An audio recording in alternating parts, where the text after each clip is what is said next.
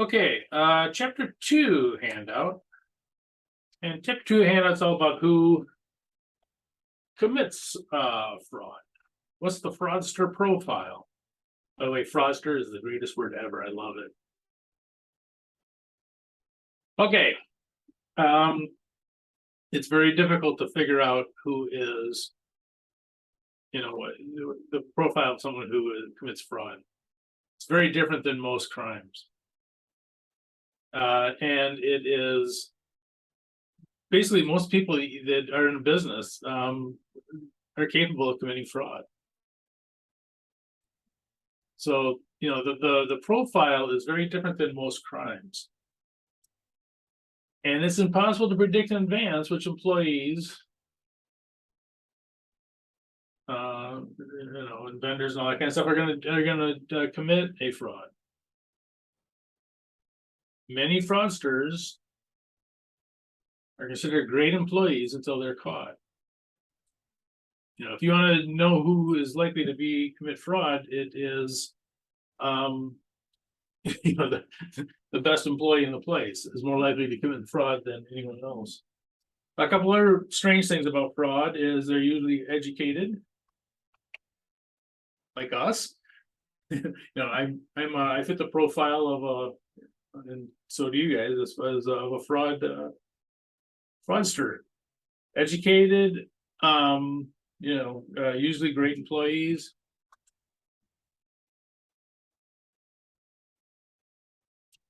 Oftentimes religious.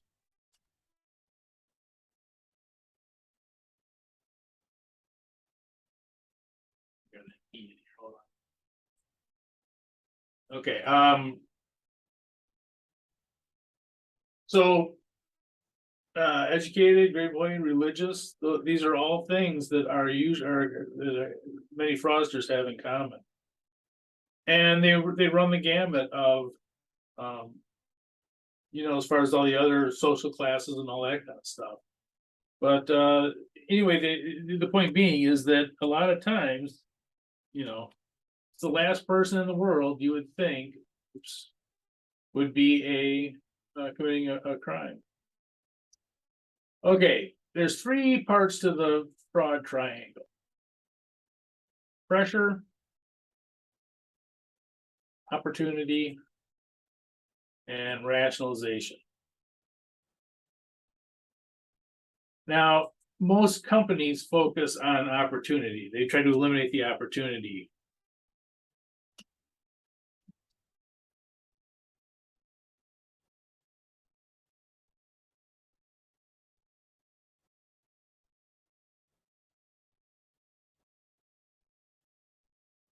We try to make it difficult for people to commit these. Truthfully, though, a more kind of holistic way would be here, and this is kind of the new focus is hopefully also working on this. We'll talk about the pressures in a second, but they need all 3 of these to have the fraud.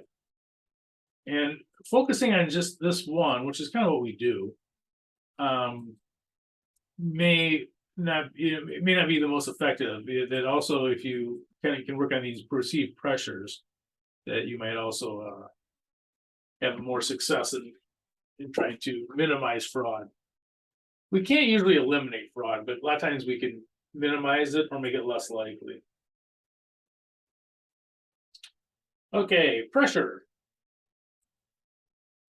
There is usually some kind of a pressure to create a fraud. Financial pressures. They can just be greed. I want this, I want that, I want that. How do I get it? Leaving me on means inability to pay bills or personal debt, financial losses, especially financial needs. Things like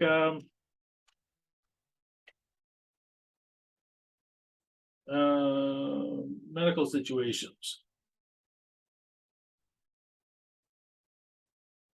Someone going through, say, cancer or something like that. A lot of times, even if they have health insurance, the health insurance usually has a cap on it. $1 million, $2 million, whatever it is. And sometimes, cancer or something like that, you can blow through $1 million real easy. And all of a sudden you're facing bills of several $1 million. So a lot of times unexpected financial needs. Vices. Gambling.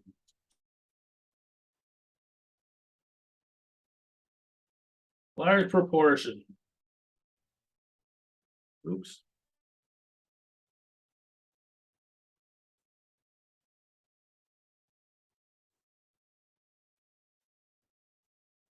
Gambling is a big one.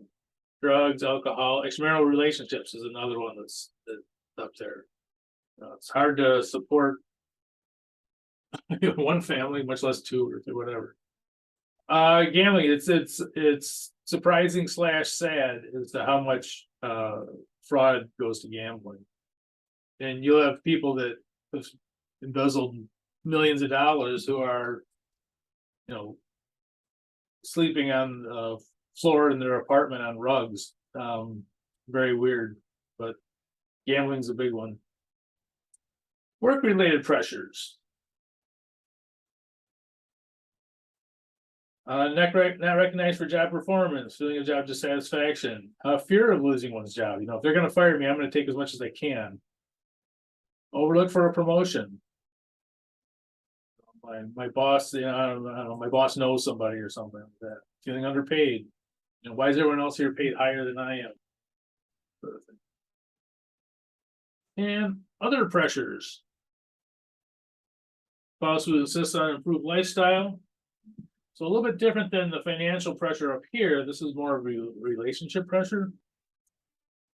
And down here, just a challenge to beat the system. There are some people that, and then we all have this to some extent. When someone says you can't do this, you go, well, yeah, I can. Some people take it a little bit further though. But it's not unusual to have someone to commit fraud just to show that they can commit the fraud. That's a very common thing to do. Okay, opportunities, and this is where we usually focus our prevention. Most prevention is focused here.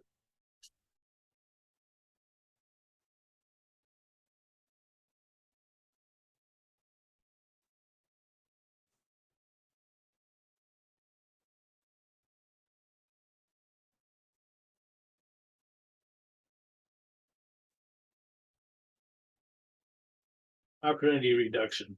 So most prevention is really focused down here. How do we keep people from doing this or that? Lack of internal controls.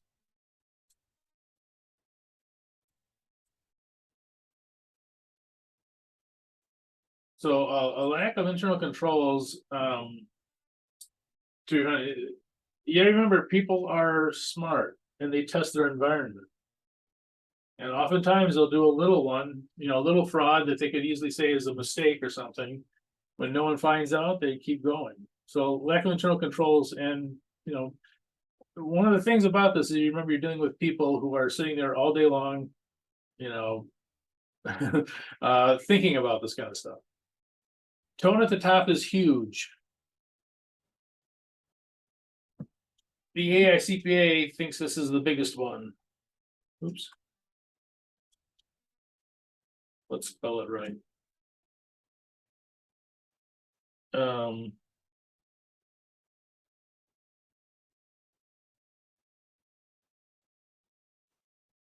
When you have people at the top doing crazy, immoral things,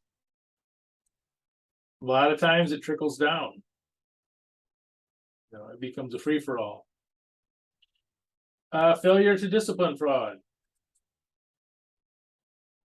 Another thing that's true is that a lot of times, if they did steal money or something like that, a lot of times it's spent. And so you can turn the evidence over to the law enforcement. They may or may not pursue it. They may have you can go to civil court and try to get them to pay that way. But again, if they don't have any money, you're going to pay for lawyers, and then you're not going to get anything out of it. And Sometimes even they, just tell them not to do it again. And what that does is send a signal that everybody gets one free shot, So, a lot of times they'll say, well, okay, well, I don't want to have to hire a new cashier. It's really a pain to find people nowadays, so don't do it again, and well, whatever. So a lot of times failure to discipline creates that opportunity that, hey, you've already set a precedent that you're not going to do it. A lack of information or some asymmetrical information in that people just don't have the information they need to find it. You have one group that has some information, another group that has some information, but no one can put it together. And down here, this should actually go along with the first one up there, but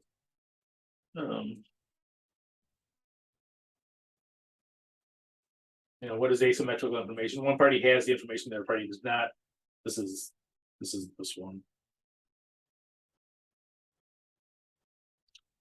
Ignorance, apathy, or incapacity. In other words, a lot of times people just don't care. They don't care, they're not looking for it. And incapacity is, hey, I'm working 60 hours a week. I am not going to start digging around trying to find if someone's taking some money or something. And a lack of an audit trail, that the documents don't exist to follow it, or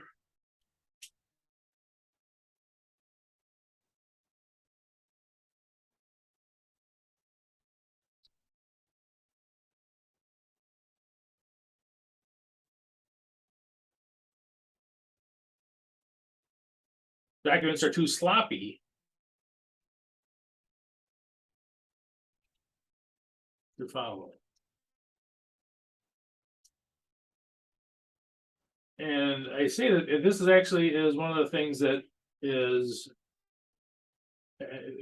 I've actually done fraud investigation. This is one of the things that you run into, and whenever you come across sloppy documents, things that are, don't walk away from it, because that is oftentimes where you'll find it. I had 2 fraud cases when I first started auditing, and both of them, they just had all this kind of sloppy stuff that was kind of hard to follow. You don't find in fraud the nice documents that say, here's fraud expense. You just don't find that. And a lot of times, if they are doing it and our documents are required, they're not filling them out correctly. They're messy, they're missing, there's copies of them, handwritten notes, things like that. A lot of times, if you run across sloppy documents, it's a good time to start looking deeper and really figure it out. Okay, limitations. Collusion. Oops.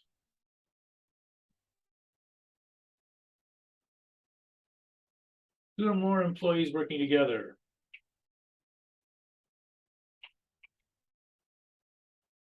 So these are limitations of internal control. In other words, there's nothing you can do about it. Let's make that different color. Let's make that blue. Collusion, 2 or more employees. So when you have 2 people to get together and decide that they're going to override the system, a lot of times it's very difficult to find. Internal control mistakes. People don't understand the controls. They don't know why they're doing certain things. And when that happens, a lot of times this can come in 2 forms. This can come in, it used to only be 1, now it's 2. Employee operational.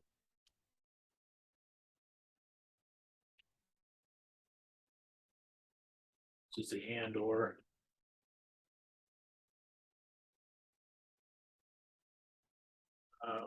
Program. So these actually come in 2 different forms. Operational are people that actually are using the controls that don't understand it. And it can also be in programming, that the programming is not there's mistakes in the programming that don't allow for the controls to work properly. And this is one down here is probably one of the biggest ones. This is one that is very common in financial fraud, almost exclusively, and that is management override.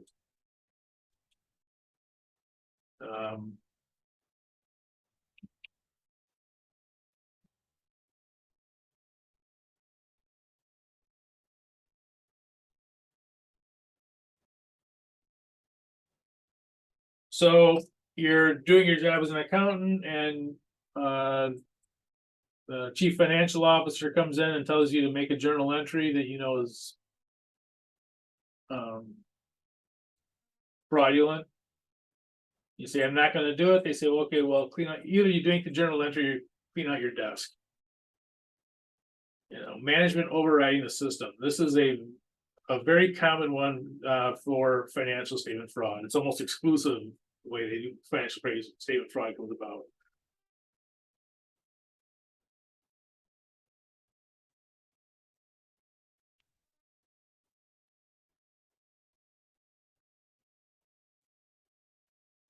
This would be type 1, the ACCT471 type 1 fraud.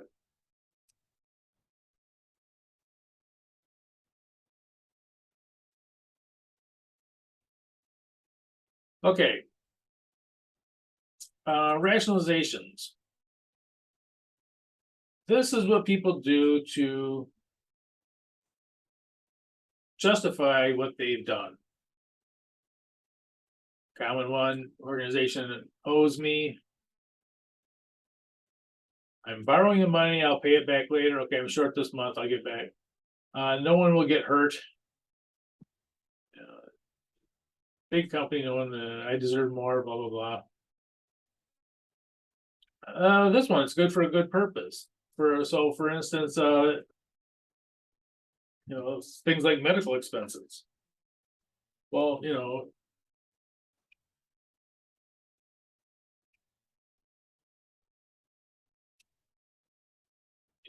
my spouse has cancer, you know, it's for a good purpose. You know, this is, I'm not just doing this to be funny. It's you know, financial statement fraud. This is especially true. This last one. We'll fix books as soon as we get over this financial. This is financial statement fraud. It's unbelievable how often this comes about.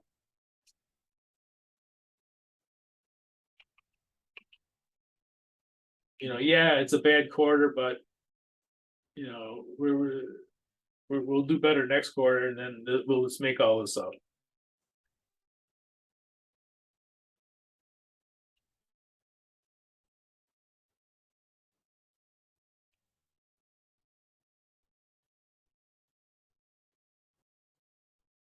You know, and we need to do this fraud because well,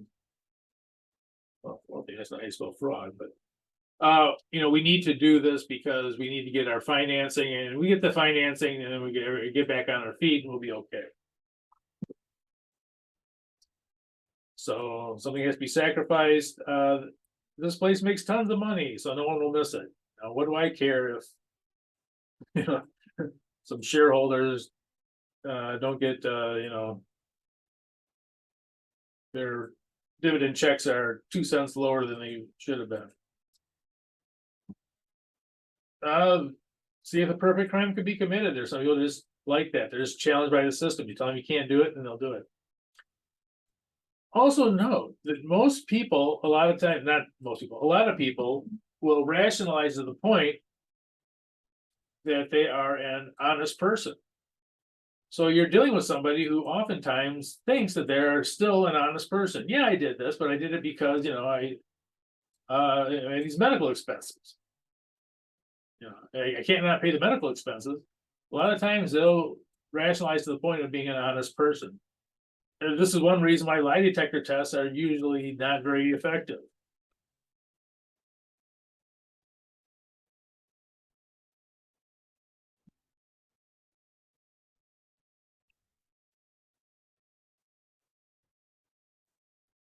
And also that you know, they're not allowed in court for the most part.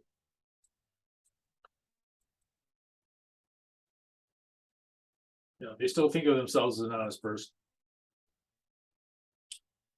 Okay. 5 primary control activities, and this is this comes out of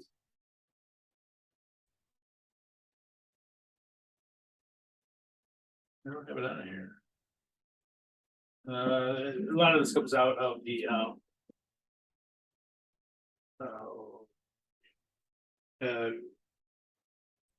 committee of organization. I'll think of it in a second. Sorry, drawing a blank here. It's a big part of the CPA exam, which I've taught me, so I don't know why I'm not getting it. Okay, so here we go. Segregation or dual custody. Segregation of duties. You remember it by car. They'll definitely have this on the CPA exam.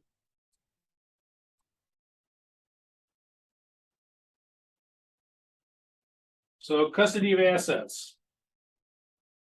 For instance, cashier. Oops, that's how I spell it.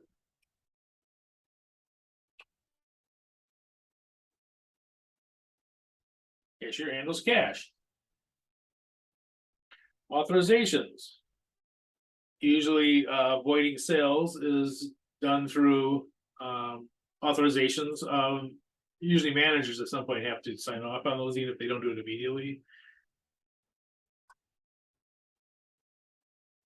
You don't want to have someone sell something to a customer. Customer leaves, they void the sale, and then take the cash.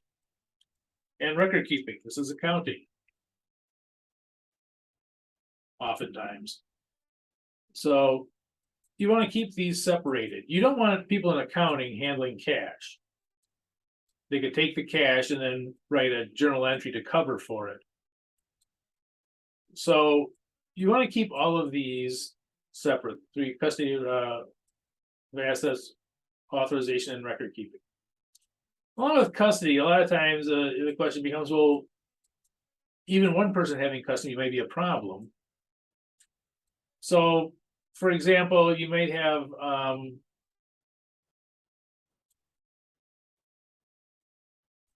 two employees count the checks received in the mail. This makes us much less likely that that there'll be a fraud because both of them would have to do it. So you have 2 employees checking the same task.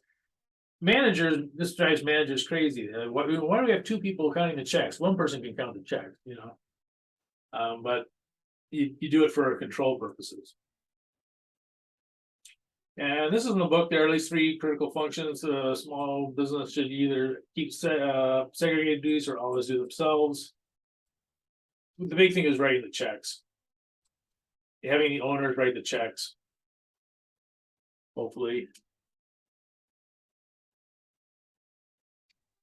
And as an auditor, it's good to have the owners writing a check because they're in their own greedy self-interest to make sure everything's on the up and up if they're writing the checks. And then you can just concentrate on the one owner rather than the 15 employees that are there. Okay, making bank deposits, right to the bank. And record keeping. Reconciliation account statements. A lot of times this is for accounting.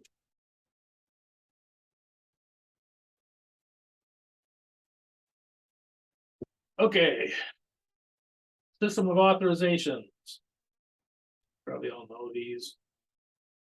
Nothing too terribly interesting there.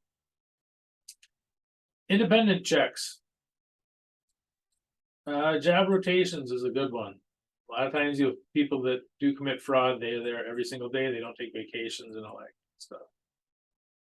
Cash count supervision, supervisory reviews, employee hotlines, reconciliations is another big one that often gets missed. Physical safeguards, keep them away from stuff. Vaults, safes, fences, blocks, all that kind of stuff. Physically keep it so they can't get at the stuff. A lot of times you'll see inventory, expensive inventory locked up. That's this idea.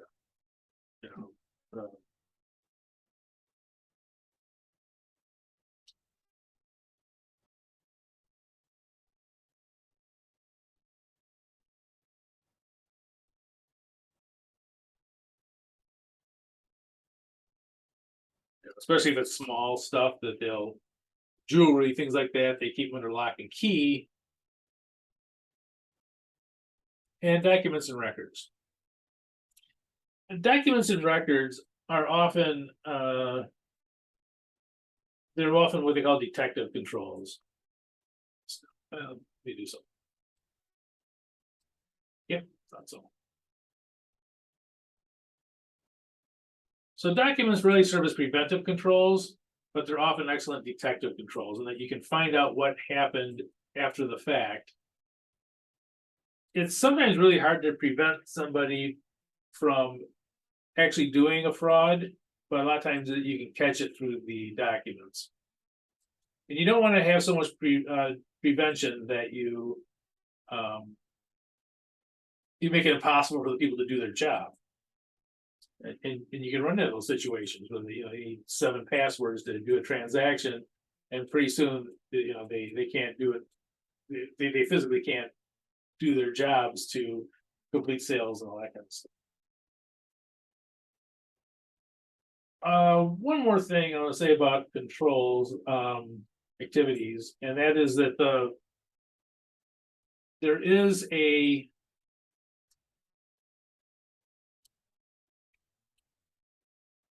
control should never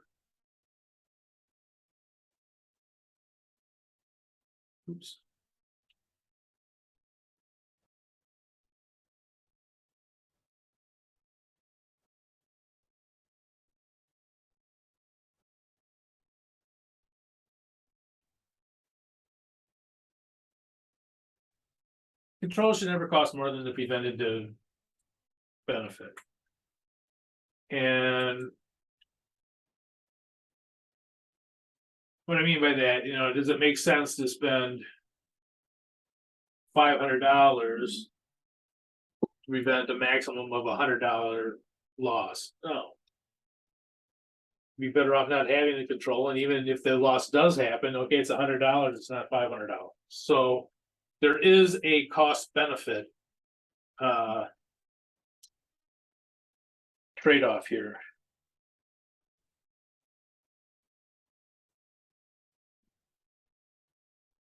Good enough one word. No.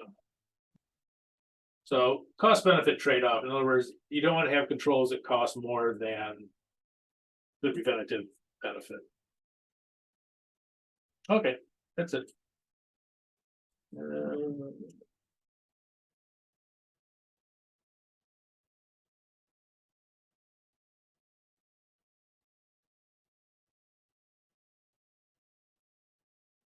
And chapter 2 handout.